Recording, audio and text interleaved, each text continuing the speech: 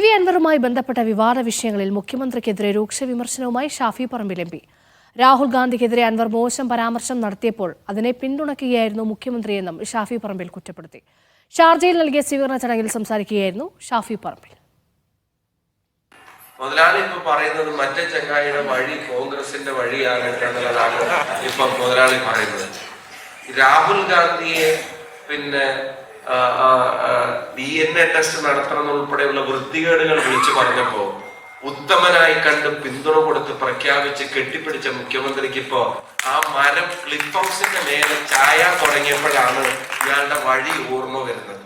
നമുക്ക് എല്ലാവർക്കും അറിയാം, അതുവരെ ആ വഴി ഓർമ്മയുണ്ടായിരുന്നില്ല. ഇപ്പോഴാണ് ആ വഴിയെ തള്ളി പറയുന്നത്. ഞങ്ങൾ ഒരു കാര്യം തീർത്ത് പറയാം, കേരളത്തിലെ CPM പ്രവർത്തകർ പോലും ഈ ഭരണം മാറണമെന്ന് ആത്മാർത്ഥമായി ആഗ്രഹിക്കുന്നു എന്നുള്ളതാണ് വസ്തുത.